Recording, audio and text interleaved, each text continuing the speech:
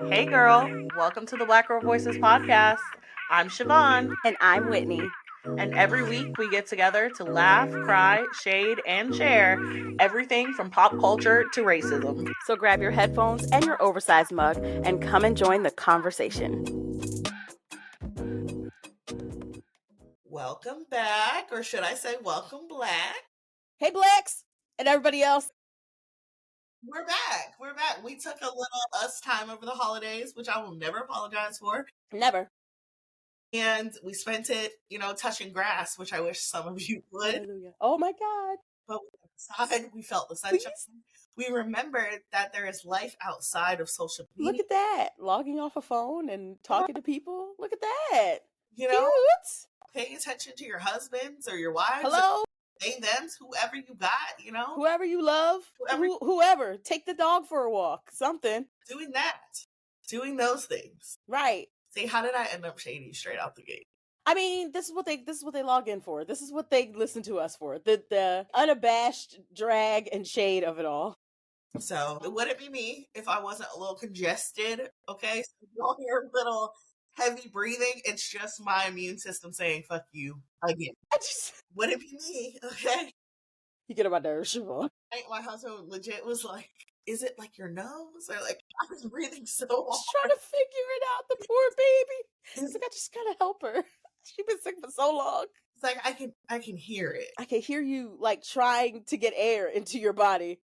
So, and I've always had like what they tell me, like extra cartilage around like whatever part of your septum. So rude. But my thing is like, I don't want y'all to do any corrective surgery because I feel like you're going to alter the shape of my nose. No, leave the nose. No. And that was his artwork. Yes. So, and y'all gonna be trying to give me some little white girl slopey. Nope. But no, yeah, nope. I love what I got. So yes, heavy on the listen. So, in my family, the nose is like one of the few black features we got. These people piss me off. Well, I mean, my mom's side of the family's got colonizer blood in it, so listen, gotta keep the little. Most of us do. Yeah. Which my granddaddy was a white Frenchman who spoke French. Word. Yeah, in the Your granddad? My granddad, my grandma, like right there. My mom's dad is white, completely white. French, spoke. He's gone. Spoke French. Isn't that crazy? Something new about you every day. Right. So, because when I tell people, girl, I thought you'd look more mixed. And I'm like, well, if you see my mom, you'd be like, oh. I thought you look mixed. And maybe that's just like the black people, because one thing about black folks, we can find our own. Yeah, we know. Remember it was Carrie Lake, and it was another like MAGA Republican crazy lady.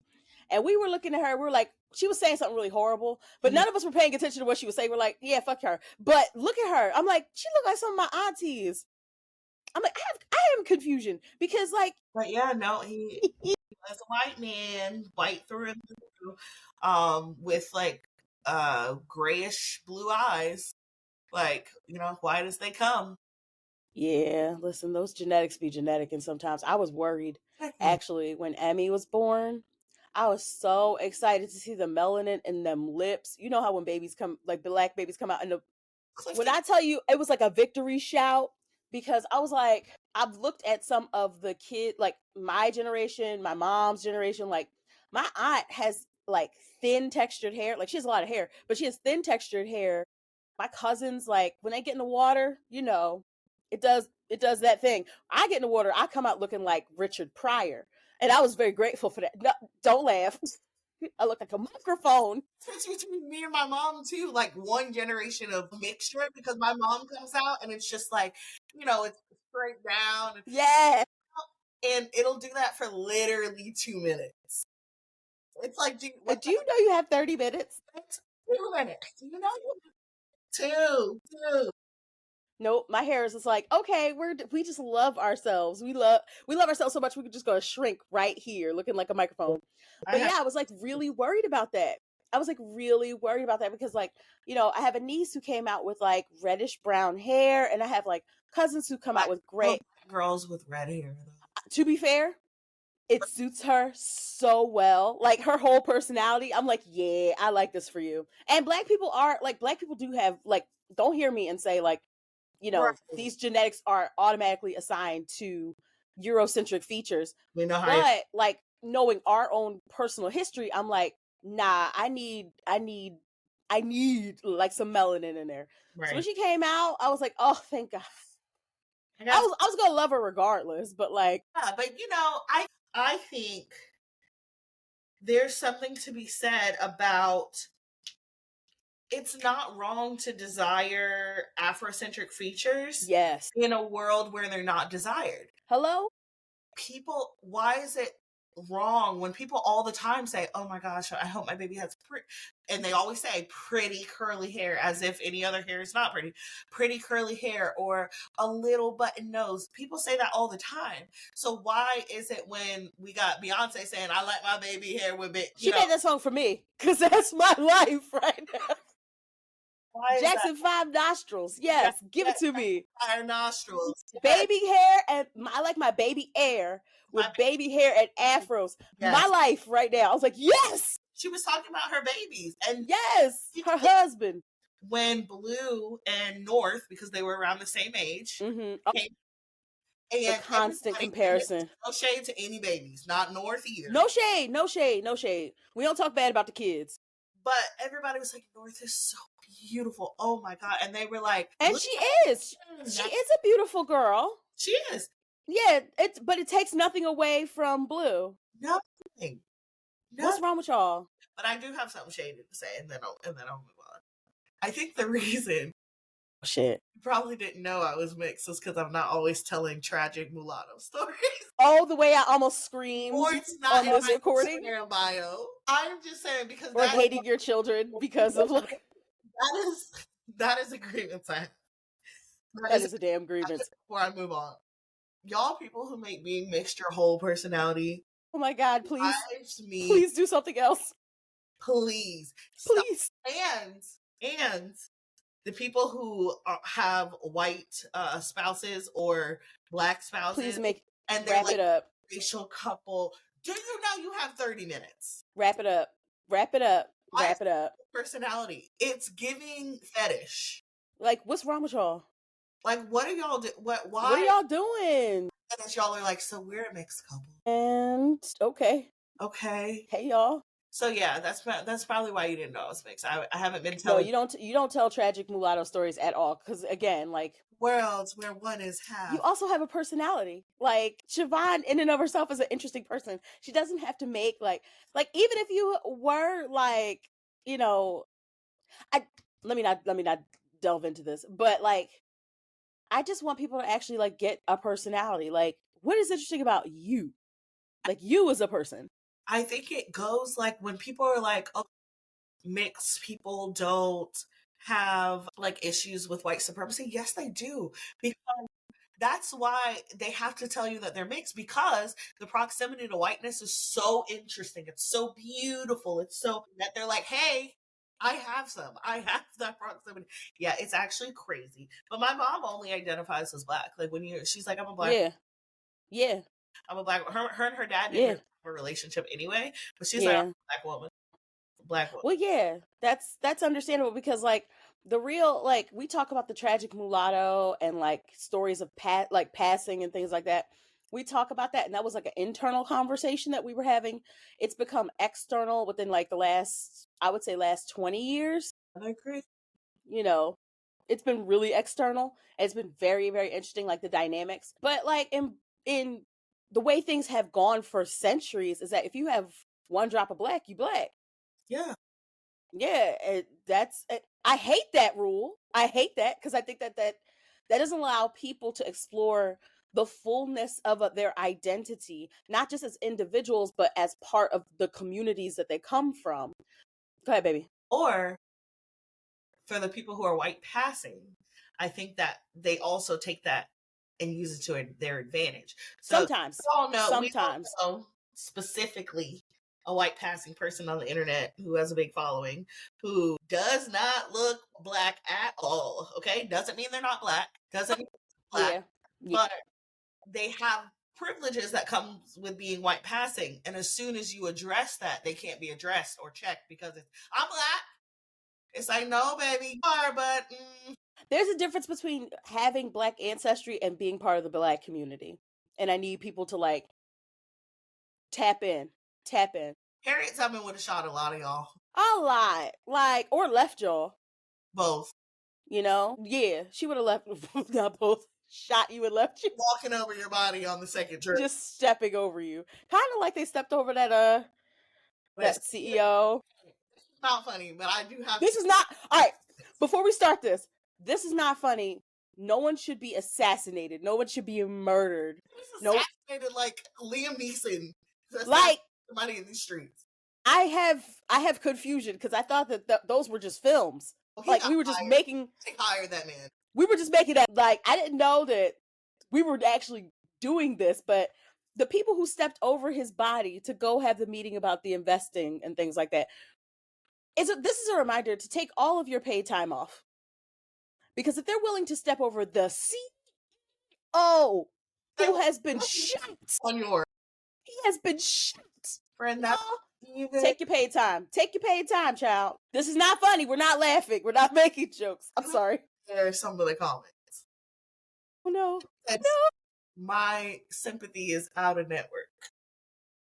Somebody said deductible in prayers. But that's what the comments were filled with. Like I'm over every single one of you horrific people. So I honestly have to.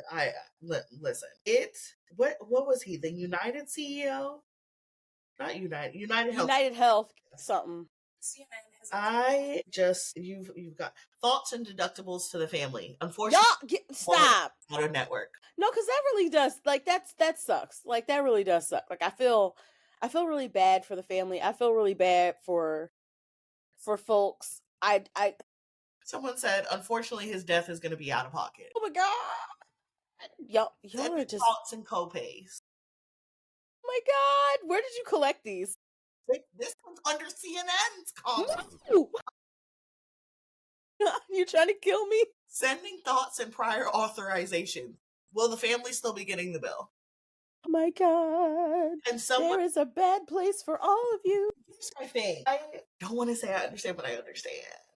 This is the year where some people are finally detaching themselves from billionaires and celebrities and out-of-touch influencers, right? And so you're looking at a man who, while he probably didn't do it himself, was a part of an organization who has done harm, like healthcare companies in general. And so people are kind of like, why the F should I care about you when you don't care about me or my family? Because someone left a comment in not CNN's video, but it's been posted several times. And they talked about, they were like, oh, I'm sure my grandma would have liked sympathy when she couldn't get healthcare because she was dying of cancer. And I'm like, yikes. It's like, as Christians and as good people, should we care? Absolutely. Absolutely. But that's very hard to tell people to do, especially when they have been affected themselves. So while those comments are funny, I'm not gonna lie, like they're very, very funny. Murder is not murder. No. I'm sorry, the word murder. I don't know why it's such a horrible thing, but it makes me laugh. Murder is not funny. Assassinations is not funny. The way y'all think so quickly on your toes on the internet just drives me bananas because thoughts and deductibles is taking me out. Black people are so funny. We have to be. It's a survival mechanism. Which also brings me to my next grievance. She's letting it loose on you. Of Black people saying shit on the internet. White people thinking that same phrase. That I know we have this conversation time and time and time again. But like, there'll be Black conversations happening. Just laugh. You don't have to add your... Please don't. Or your stolen point to it, okay, Christopher Columbus? Because half the time what y'all be saying is some shit that you got from Black people. Just laugh. Just laugh. And it's fine. LOL or say nothing. But the appropriation of the language, and you know what pisses me off? The Gen Z language. There's no such thing. There's no such thing. people have been saying, Black women, Black queer men have been saying forever. Where are we going with this? Y'all just can't help yourselves but to pilfer. And it's like there's this accessibility with Black culture. Like, y'all wouldn't go to, like, you know, an Indian wedding. Y'all wouldn't go to a specific tea ceremony. Y'all wouldn't go to these other cultures and just say you can just take these things and just do them. But there is an accessibility to Black culture and Black things. Y'all disrespect the Black people, but y'all love Black shit. And y'all think y'all could just come and treat our culture like a buffet line where you could just take and pick and choose, slather on whatever you want to bastardize it, and then process. Sorry, there was a Philly lip pop in there. Well, sorry, because I have an attitude about that. It was like ASMR. Listen, she's in there. Like that bird that I keep telling y'all I am, she in there. Such a bird. Let that bird fly. I'm really over the commodification of Black things while simultaneously diminishing Black people. Right. Our slang, I hate to take it to an extreme, but let me show you an example. You know how many people say the N-word, but if we were to say their slurs, they would lose their minds. Right. Lose their minds. I'm like, you don't understand why because you think that Black people things are accessible, that you can walk into our house and take plates and take pictures off the wall and snatch earrings out of ears. That's the way y'all treat our culture. And we keep trying to tell y'all that's not it, and we're going to embarrass you every single time you try it. One, because right now, white people, not all white people, but white people are telling Black people what the word woke means. Child, this conversation's got me fucking drained because white people have become this level of faux woke where now they're also telling us what's acceptable, what's not. This brings me to the faux conversation. The pho, where we're putting I guess too much hot sauce in their pho. Well, one Asian lady said the pho's not supposed to be red. If it's gonna be red, it needs to be da da da. Okay. And other Asian people chimed in and was like, girl, people eat pho how they want to eat pho. That's the right. Who cares? The condiments on the table. Mm-hmm. That's why they put them there. And so, Black people, you know how we are. Throwing collard greens and shit in it. Y'all piss me off. It's so funny. We made whole ass videos adding the hot sauce to the pho, whatever. And some of them did look good. Some of them are good. I was like, So, we're doing all that. And then even like, for the most part, Asian people and Black people were kind of in agreement. Like, you eat your pho, you want to eat your pho. Yeah, for the most part, everybody's like, whatever. Right. This isn't you going into like some kind of cultural ceremony and you're supposed to do something. No. That's different. But you bought your pho, you went to a pho restaurant, sit down and eat your pho. Anyway. We're not renaming it. We're not doing anything weird. White people are in the comments like, we should be respecting cultures. Boy, my head whipped around so fast. Should we now? Is that you? Should we? Is that you? Last week, y'all were talking about Vikings and they that damn 15-inch braids. Y'all were talking about the Vikings. And they saw the who they cast for that cartoon movie or whatever. Lost your mind. It is a dragon film. They are not real. I love when somebody was like, but the real da-da-da, and somebody was like, the real one? The one that's been animated since 2000. Real one? The problem is, here goes my brain. Okay, ride with me. You ready? I'm ready. Buckle it up. The problem is that with white culture in America, and I say that with quotation marks around it, the whole way you could be white is to divorce yourself from culture. So, for example, you have people with German lineage, you have people with English, Irish, Scottish, they have culture, right? To be white in America, you had to dead that. Mm-hmm. Folks change last names quick. Yeah. Folks stop speaking their native tongue. Folks, just to adopt this blank ass sheet. And so now a few hundred years later, they're looking for something to cling on to. Yeah, they want culture. After their ancestors did all this, y'all did all this slaughtering all this murder. Oh, there goes the murder again. All this murder.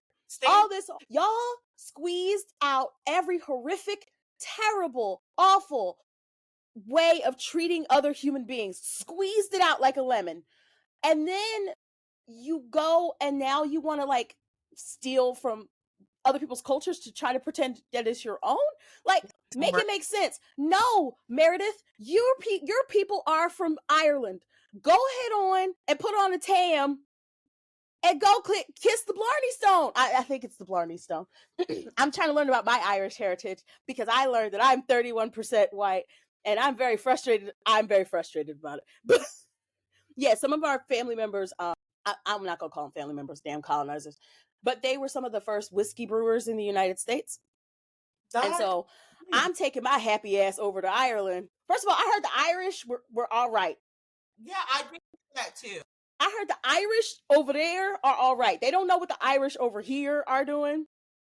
Yeah, it was it was a safe space at least for the black folk. Yeah. Y'all correct me if we're wrong, because we need to know: do they like us?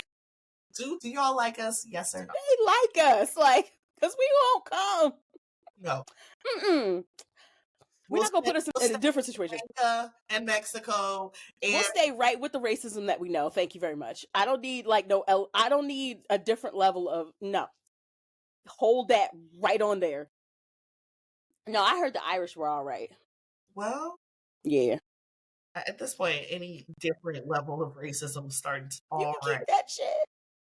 It's starting to seem all right. It brought me to when you said start like how they were pillaging and raping and all that stuff. Again with this meme. Sorry, I'm on a roll with the memes. We love a meme. This black lady said, "A poor white man is a red flag," because where were you when they were doing raping and stealing? Why are you poor? Where were your ancestors? Not when they were doing all the raping and the pillaging. She said, "You're white. It's the least you can. The least you can do. The least you can do." No, I love. My God, why are we like this? So bad, but I got a bone to pick with y'all. Okay, this is for my black brethren. Yeah, come on in here and have a seat. Pull over and park. See, white people, you can listen, but close the trap. Don't take off your coat. Don't take off your shoes. Nothing. Sit on the edge of the couch. And this is one of those you were walking by and you just heard this conversation. Yeah. You just happen to hear while, matter of fact, your plate. You don't get a plate. Anyway, respectability politics has never saved us, and it's not going to save us. Y'all have to stop looking back to when our ancestors and our elders were marching in suits and coats and thinking that we're applying that to everyday life. Did not. Martin Luther King's coat did not stop him from being shot. Hello? The coats and the hard lines in the streets and the wingtip shoes did not stop them from sticking dogs on them and burning them with water hoses. Whether or not you wear your bonnet in public is not going to keep the old white lady from asking you, "Are you sure they're only calling first class right now?" I know from experience. Whether or not a black man wears a do-rag in his car is not going to keep the policeman from approaching him with extra aggression. Whether or not somebody puts ghetto in the name of their product, is not going to cause people to buy it anymore, white people to buy it any more or any less than if they were already going to. Say it, Shivaun. Ghetto gastro shit has revealed that our need to appease whiteness is very strong and we need to work on it. Because why are y'all in an uproar about the fact that the Pop-Tarts say ghetto? Who cares? Why don't we, instead of continuing to degrade and make things derogatory, we're reclaiming shit. Okay? Because ghetto is, to white people now, an aesthetic. It's a type of dress. It's, their nails. Long nails from here down to freaking, I don't know, used to be ghetto as fuck. The Kardashians wearing them every day. The big hoops used to be ghetto. Everybody and their mama grills used to be ghetto. Twerking, all that. Twerking used to be ghetto. Mhm. Stop letting them reclaim our shit or take our shit, claim it as their own, while you sit in shame for the same shit. All I have to say. Shivaun, pass the offering plate, y'all. While we're passing the offering plate, I would like to add to this gumbo that she has just so beautifully prepared. Let me chop up something, putting it in there. The way y'all treat Black businesses, but will cape up for white businesses, is obscene.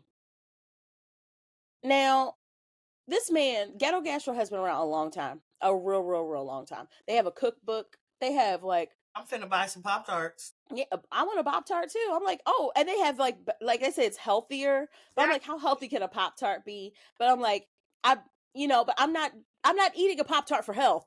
Yeah, right. Can we just be honest in the room? Let's just be honest in the room. But we tried their strawberry pancake mix.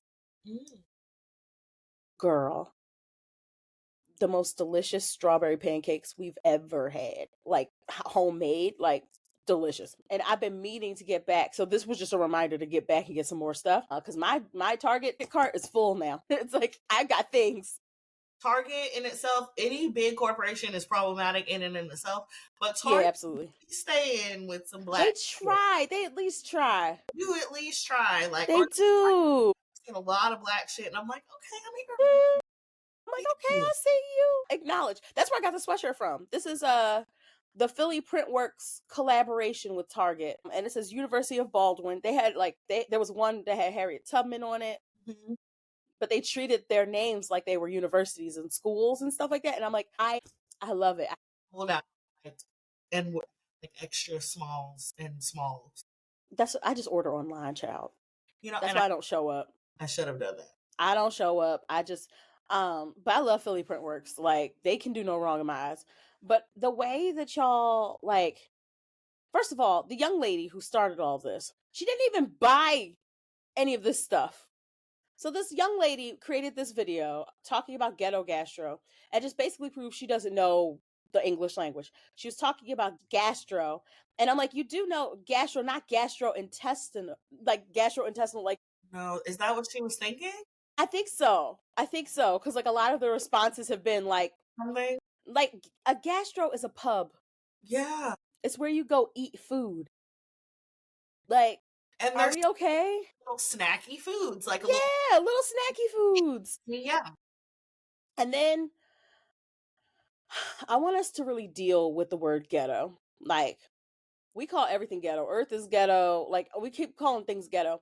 But the truth be told about ghetto, the ghetto is the center of so much cultural innovation. Yes. You have to be creative when you're living in the ghetto. You have to be innovative when you're living in the ghetto. You have to have a foresight. You have to have brilliance. You have to have survival skills. But you also, like, let's not like diminish that, and let's call it what it is. So there's a lot of beauty in that. Yes.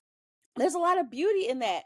I've seen people convert streets into basketball courts. I've seen people create some of the most intricate hairstyles, nail art. I've seen people make music and write their stories and just make some really amazing things that if it was created anywhere else, whole academies would be studying it. But because it's Black people, and it's poor Black people typically, y'all like to diminish it and like reduce its value while stealing it for a profit. So I think we need to protect the ghetto. I think we need to embrace the ghetto. I think a lot of y'all, there's a lot of Black folks who are scared of other Black folks, don't like other Black folks. That one.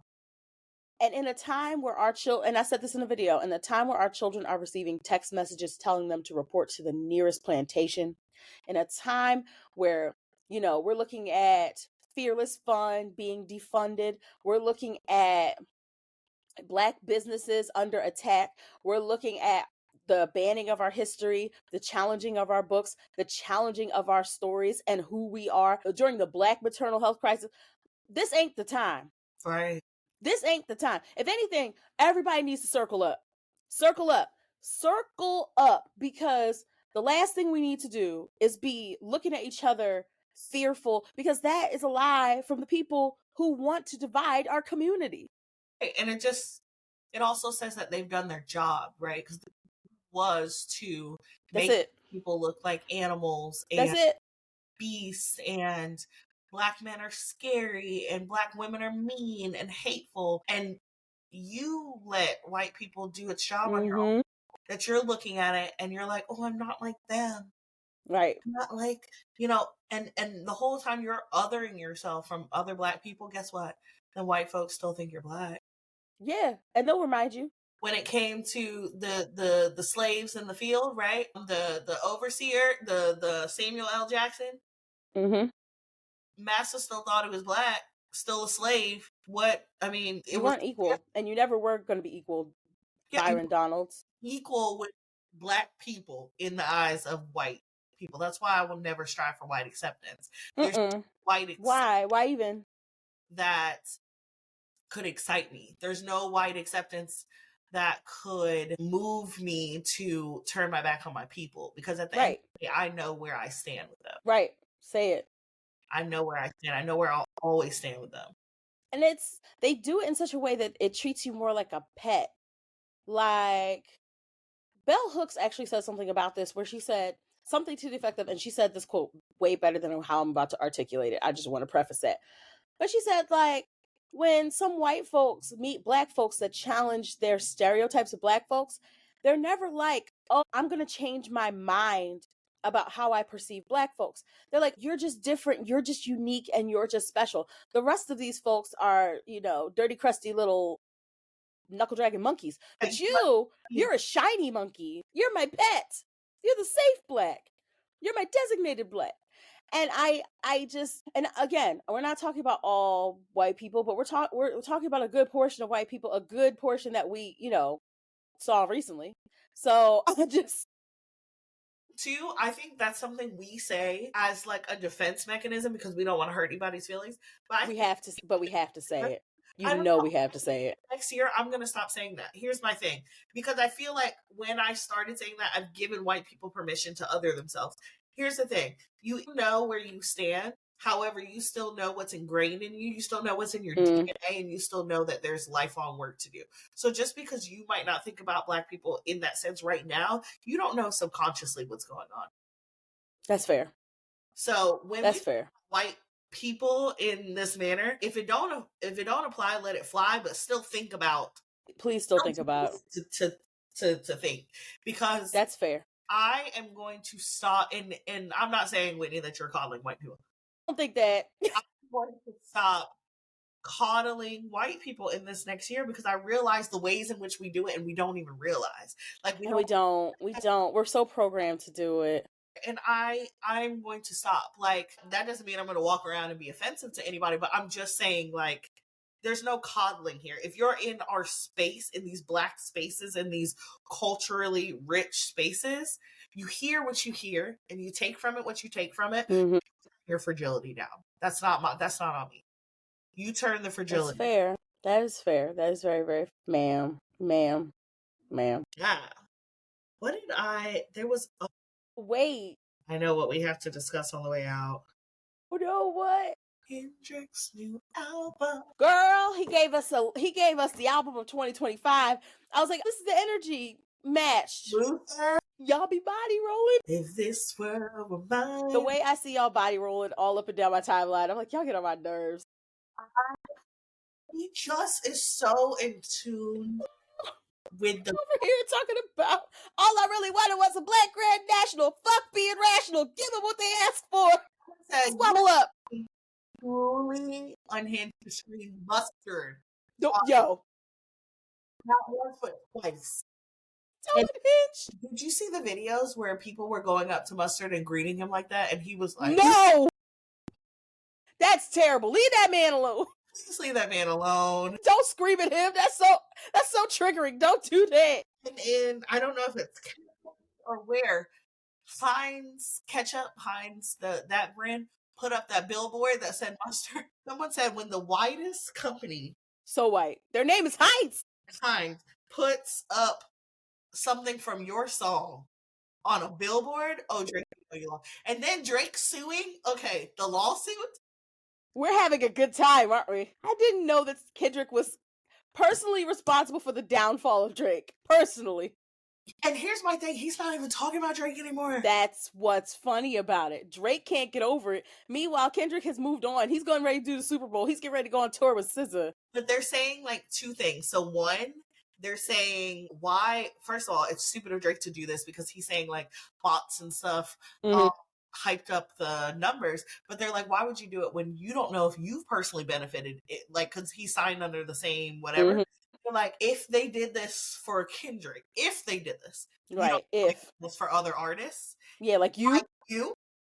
And number two, they're saying that he's trying to expedite the lawsuit because then he can get Not Like Us banned and Kendrick can't play it at the Super Bowl. That's not gonna happen. It's not gonna happen. I'm here. I really do have to go to a concert.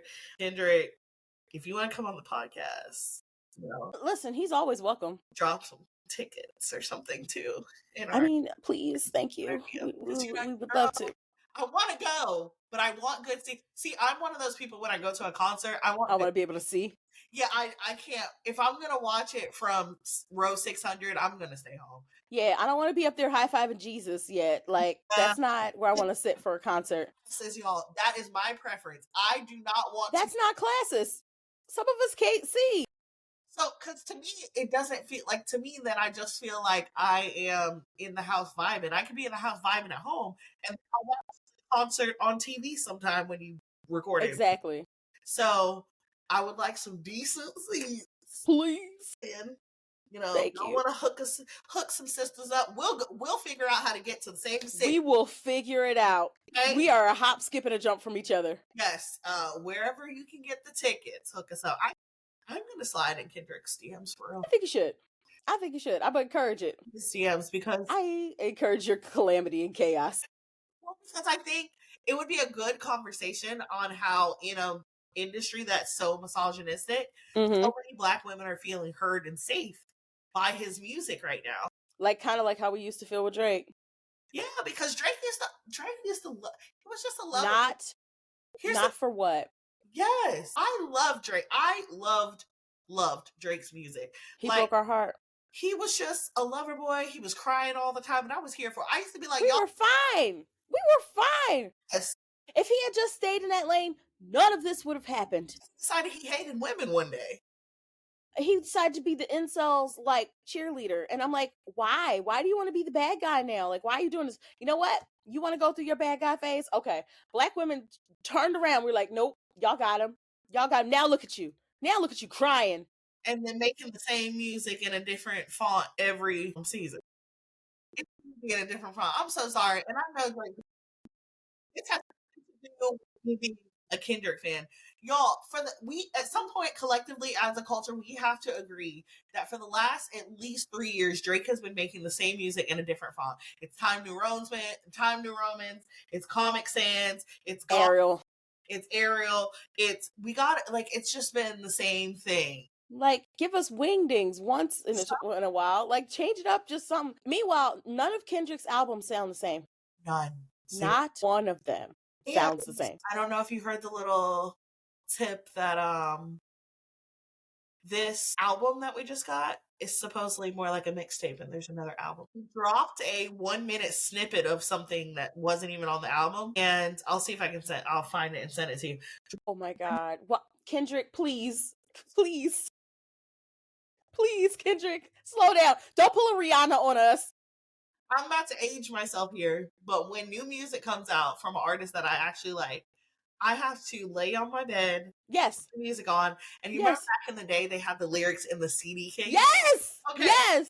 But now I obviously have to Google it because I don't have CDs. But now I have to Google the lyrics and I have to read them as I listen to the song. Yeah. To see if I like the song. I want to see if I like the song. Yeah, it's why That's not weird. Yeah. But apparently people don't do that. So. Well, people don't listen. So, no, but Kendrick really did, he did his big one with this one. Man in the Garden is my personal favorite. When he said, I deserve it all. And I'm sitting there, everybody who's listened to the show knows that Whitney has a very difficult time taking flowers. Yes. I be having a beater, y'all. People be beating me over the head with roses all the time. Flowers. Come here. Got thorns in it. God damn. Damn, I don't even want to give you no damn card. Yes, roses, Jolets. These flowers, damn it. So, like, listening to him talk about, like, how he deserves it all. Listen to how he's like, he wants to make sure his mama is like taken care of, his kids are taken care of, his community is taken care of. And I'm like, yo, personal flipping mantra, sir. Like, the way and Beyonce is like this too. Yeah. Their attunement and alignment with culture, like, while it's happening, and then, like, they're building up because something later is going to happen and you're going to go back to, like, it's kind of like Solange too, though. Like, if Solange made a little bit more music, like, she's doing her artsy thing right now, and I'm here for it. I love it for her. She's blowing glass and, like, designing stuff, and I'm like, yes, musical genius. What I've put out is beautiful. It. I'm on to what I'm doing. Yeah, like, I'm here for it. Like, love it. I told you I blew the dust off of A Seat at the Table. Yeah, that's been in constant. Such a good one. Especially because think about when it came out. I remember when it came out. My life was drastically different in 2016. Like, I was so broke I couldn't afford Wi-Fi, and I had to go to Starbucks to like do my work. We moved from Houston to Michigan, and we were on a teacher salary, and this is just a reminder that teachers really don't make any money. They need to make more money. We need to, like, quadruple what they make. And we just found out too we found out I think a couple months after the album dropped that I was expecting. So it was like, gosh. Oof. So yeah, A Seat at the Table, that came out at a good time. Also, Chance's coloring book. I wish Chance would go back to old Chance. Oh man, like, they're not gonna go back. I know. Him, Kanye, none of them are gonna go back. Kanye. I was like listening to his old music in a car when we were driving down to South Carolina, and I just was like, wow. I'm grieved. Yes, wow, it's so beautiful. But anyway, I want Kendrick to explain to me Reincarnated. Because he says it a lot. No, Reincarnated, the song on where he goes through like different people, like he's like a woman in Detroit, and then he goes to this next person, and then he reincarnates into himself, and then he's like talking to God, and God's like, I'm trying, and God's like, well, what have you done basically to like come up here? And he's like, he's employed over like 100, he's kept over like 100 businesses in business, and then he's like, he's trying to make peace in all the hoods. And then God's like, yeah, but you love war. I need him to explain to me the reincarnate. Like, how did you come up with all these different characters? Right. Like, are they significant? Which I'm sure they are, because everything he does is like methodical, but. Methodical. Beautifully methodical. Anyway, we love y'all. Oh, it's time for us to go. Hey, y'all. Because we will just chat it up for another. We will just chat all day. All day. But we love y'all. Thanks for tuning in. I hope you great. We're coming to an end of the season soon. So isn't that crazy? Wow. I mean, we're still gonna be talking. Flew by. I'm gonna be sad. We just have so much. We have a lot of joy. That's what it is. Like, being on this podcast. What has it been? 2 seasons I've been with you? 2 seasons.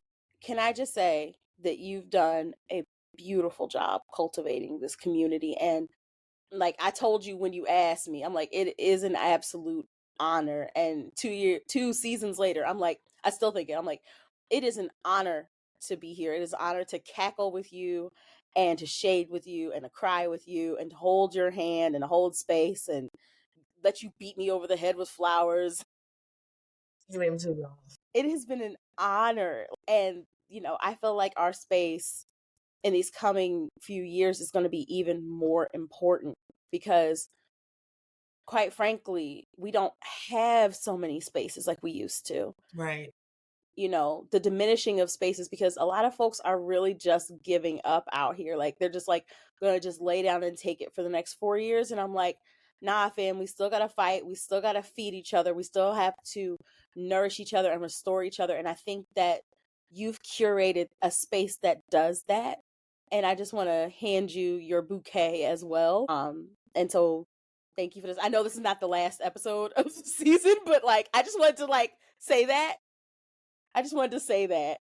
think it's needed though, because sometimes it does get discouraging. And I think also people see this like creator side of us, but they don't see all that we have to like at home, right? Like let me tell you. There's being a wife, there's being a mother, and then there's trying to like just mentally deal with the same stuff that we're processing loudly for you guys. Yeah. That's hard. That's really hard. Like sometimes I do get just overwhelmed with the world, like, or just even the thought of 4 years overwhelms me to the point of like not being able to get out of bed sometimes. Sis, But I fam. do it because I know it would be easier for me to feed into individualism and just cocoon into my house with my family for 4 years. That would be so much easier. And Absolutely. Anybody, then it would be for me to create space, amplify, advocate, and create community. So we out here, we're gonna keep being out here. We love y'all. Thank you for letting me come along the journey, friend. I love you. Hi, y'all.